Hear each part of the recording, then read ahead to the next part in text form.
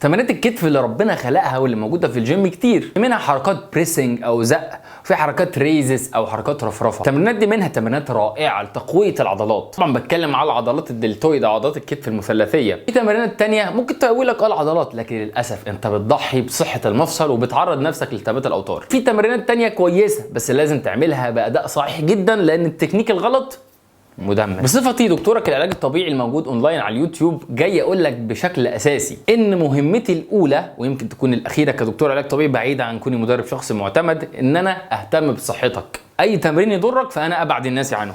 هنعرف في الفيديو ده مقارنه بين تمرينين شهيرين جدا جدا لتقويه الاكتاف، وهو تمرين الفرونت دامبل ريزس وتمرين الفرونت دامبل شولدر بريس. هنعرف ايه مميزات وعيوب كل تمرين، وهنعرف ايه التمرين الافضل بينهم على الاطلاق. وانت من جيش ماسل كلينيك المهتم بالتشريح الجامد من ابطال ماسل كلينيك، توقع لي تحت وعرفني تحت في الكومنتس. عايز اعرف الناس الجامده، بس ما تجريش الفيديو تعرف وبعدين تكتب. عرفني دلوقتي تحت في الكومنتس. يلا فيديو دسم من فيديوهات ماسل كلينيك، يلا بينا. السلام عليكم ورحمه الله وبركاته. ازيكم يا ابطال، عاملين ايه؟ معاكم دكتور حازم طارق، دكتور علاج طبيعي ومدرب شخصي معتمد. في البدايه طبعا وقبل ما نجيب سيره اي تمرين، احنا مؤمنين بان التشريح هو اساس التمرين. ان انت تكون بطل فاهم الاناتومي والتشريح بتاعت العضلات اللي بتمرنها في التمرين، ده هيخليك تجاوب على معظم الكلام اللي انا هقول عليه دلوقتي في الفيديو. لما بنتكلم على عضلات الكتف بشكل اساسي، فاحنا بنتكلم على عضله بتسمى عضلات الدلتويد او العضلات المثلثيه. العضلات الدلتويد دي لها 3 اجزاء او بتقسم وظيفيا ل3 اجزاء: الانتيريور فايبرز اوف دلتويد او الالياف الاماميه لعضلات الدلتويد، والميدل فايبرز اوف دلتويد او الالياف الجانبيه بتاعت الدلتويد، والبوستيريور فايبرز بتاعت الدلتويد او الالياف الخلفيه بتاعت عضله الدلتويد. طبعا احنا بنتكلم على التمرين بتوع النهارده لاستهداف الانتيريور فايبرز بتاعت الدلتويد. طب يا دكتور، عضلات الانتيريور فايبرز بتاعت الدلتويد اللي بنتكلم عليها النهارده بتعمل ايه او ايه وظيفتها؟ وظيفتها الاساسيه انها تعمل ثانيه في مفصل الكتف، الحركه اللي بنسميها شولدر فليكشن. الحركه دي تتشاف من قدام بالشكل ده، وتتشاف من الجنب بالشكل ده، وتتشاف من ورا بالشكل ده.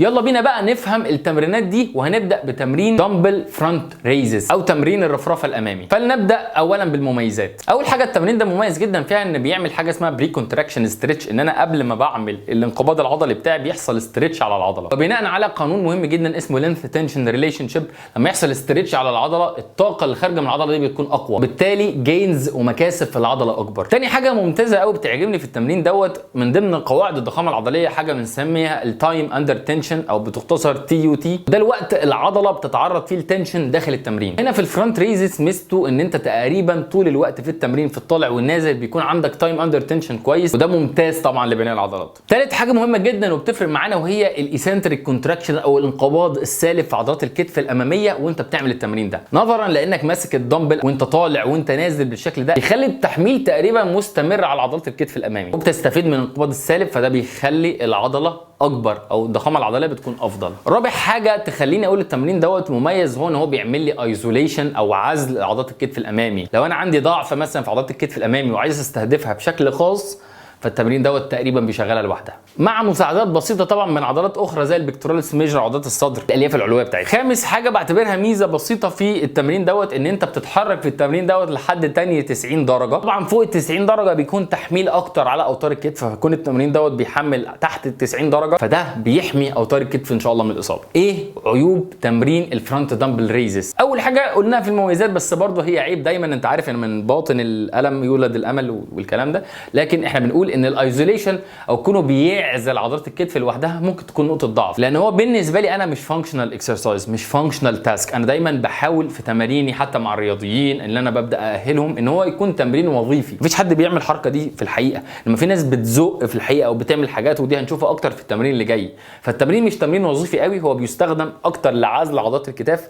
فاقول هل ممكن تعتمد عليه لوحده كتمرين؟ هقول لك لا، لانه بيعمل ايزوليشن بس لعضلات الكتف، ودي نقطه مش احسن حاجه فيه. تاني حاجه بيحمل على اوتار الكتف اللي احنا لسه قايلين بيحميها دي لو عملته بتكنيك غلط. هتقول لي يا دكتور ايه احنا بنلخبط ولا ايه؟ لا، هقول لك صلي على النبي. اوتار الكتف في الطبيعي تحت ال 90 درجه ما بيبقاش فيه تحميل عليها، لكن لو انا عملت حركه ثانيه بتضيق وبتزنق عليها زي التكنيك الغلط بالشكل ده، وانا بعمل انترنال روتيشن مع الفليكشن، يعني بلف ايدي لجوه مع الثاني، فدي وصفه وصفه مثاليه لالتهابات اوتار الكتف حتى لو مش بتعدي ال 90 درجه. ثالث حاجه، لو عندك التهابات في حاجه اسمها دلتويد تيوبروزيتي، وده الانسيرشن منتهى بتاع عضلات الكتف، يعني زي المنشأ بتاعها كده، فالتمرين دوت مش هيبقى احسن حاجه ليك لان هو بيحمل على الانسيرشن دوت بشكل قوي جدا. رابع حاجه هي نقطه ضعف شويه في التمرين دوت، ويمكن الاهم بما يخص ضخامه العضلات، هو ان انت مش بتشغل عضلات الدلتويز او عضلات الكتف خلال الفول رينج اوف موشن او المدى الحركي الكامل بتاعها. فلما انت بتشتغل لحد ال 90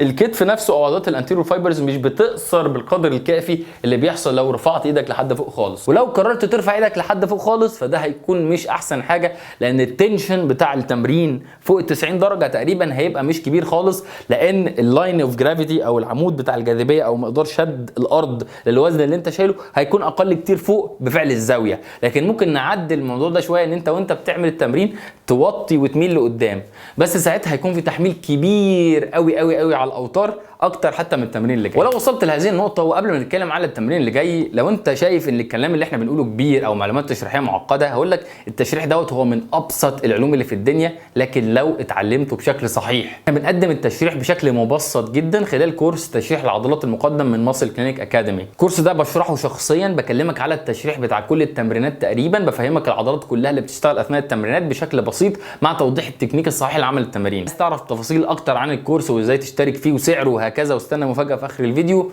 هتلاقي اللينك تحت في الديسكريبشن وفي اول كومنت. تاني تمرين معانا وهو تمرين الدمبل فرونت بريس او تمرين الدفع الامامي بالدمبل. ده واحد طبعا من تمرينات الكتاف الكلاسيكيه المشهوره جدا. يلا برضو نعرف ايه المميزات بتاعته وايه العيوب. اول ميزه بالنسبه لي هي ميزه قويه وضخمه، ان هذا فانكشنال اكسرسايز، يعني تمرين وظيفي. مثلا لو انت بتحط حاجه على الرف او بتزق حاجه لفوق او بتحاول تستخدم ايدك للدفع بشكل عام، دي حركه وظيفيه بنعملها تقريبا في كل يوم في حياتنا بشكل يومي، او حركات بنحتاجها، فاحنا بنعمل تمرين دفع امامي او بنعمل حركه تشبه حركه الدفع الامامي. ما دام انا بقوي العضله في الوضع الفانكشنال بتاعها، انا بشوف ده رياضيا. تاني حاجه مهمه جدا في التمرين دوت ممتاز، ان انا بجيب الفول رينج اوف موشن بتاع عضلات الكتاف. انا ببدا ادفع من هنا وارفع لحد ال 180 درجه، وبما اني بدفع فدايما الجاذبيه شاده قصادي، فبحصل على التنشن المناسب خلال المدى الحركي الكامل. دي حاجه رائعه لضخامه العضلات. ثالث حاجه ودي مهمه جدا ليا كدكتور علاج طبيعي، الناس اللي بتجيلي بمشاكل في الرقبه من انزلاق غضروفي وخشونه الفقرات وغيرها، بعد ما بخلص البرنامج التاهيلي بتاعي ليهم وابدا ارجعهم الجيم بشكل امن، اقول له خلي بالك من بعض التمارين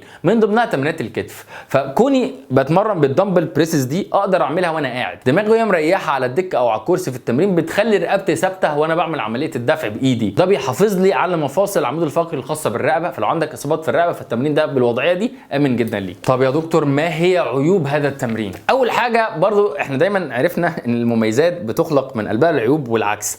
كون التمرين دوت بيشتغل خلال المدى الحركي الكامل فوق ال 90 درجه، ده بيحمل اكتر بطبيعته على اوتار الكتاف. يعني اي حركه فوق ال 90 درجه بتضيق حاجه بنسميها السب اكروميال سبيس او المسافه اللي بتعدي فيها الاوتار كلها، فبالتالي كثره عمل التمرين دوت باوزان تقيله فوق خلي بالك منها. تاني حاجه اللي هي احنا اعتبرناها ميزه ان هو فانكشنال تاسك، لكن هي عيب انها ما بيعملش ايزوليشن او عزل عضلات الكتف الامامي، لان احنا بندفع بشكل عام مش بس بيشتغل الكتف الامامي، ده بيشتغل معاه الترايسبس بقوه، وبيشتغل معاه الالياف العلويه بتاعت عضلات البيكتوريوس ميجور او عضلات الصدر بقوه، فمش بعرف اعمل عزل للالياف الاماميه بتاعت مفصل الكتف. تالت حاجه ودي فعلا من العيوب اللي انا بقول لك بقى عليها خلي بالك منها، ان هو جدا بيتاثر بمرونه العضلات المحيطه، خاصه عضلات المجانس او عضلات اللاتيسمس دورساي.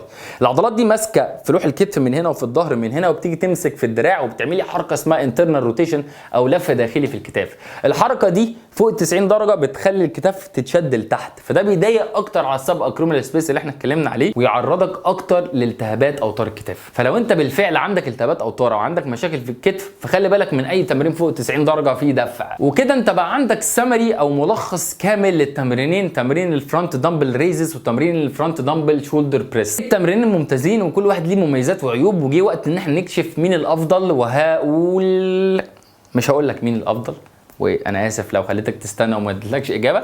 انا حابب اسمع منك انت، عايز اعرف راي الناس الابطال. لو جدتك رايي انا هخليك منحاز ليه، والحقيقه انا ما بحبش كده، انا عايزكم تشغلوا دماغكم اكتر. الناس اللي معانا في كورس التشريح والناس اللي حابه تهتم بالتشريح، قولوا لي تحت بناء على المعلومات اللي بقت عندكم دي ميكانيكيا وطبيا ورياضيا، شايفين مين افضل، تمرين الدفع ولا تمرين الرفرفه الامامي من مفصل الكتف؟ وما دام وصلت لحد هنا فانت بطل حابب تتعلم بجد، فعشان كده هقدم لك هديه من عندي مساعده خصم لم يتكرر ما حصلش قبل كده، مش عارف هيتكرر تاني ولا لا. 35% على كورس تشريح العضلات لو طلبته دلوقتي من اللينك اللي موجود تحت في الديسكريبشن. اعرف تفاصيل الكورس كامل، عدد الساعات بتاعته، الامتحانات بتاعته عامله ازاي، محاضراته كام محاضره، كل التفاصيل كلها تعرفها في اللينك ده، وابدا رحلتك لتغيير نفسك كمتدرب او مدرب عايز يطور شغله. ويا رب يكون الفيديو عجبكم، ولو عجبكم لا تنسوا اللايك الجميل، وعرفوني لو حابين تشوفوا فيديوهات زي دي تاني. كان معاكم دكتور حازم طارق، اشوفك الفيديو الجاي ان شاء الله ابطال. السلام عليكم.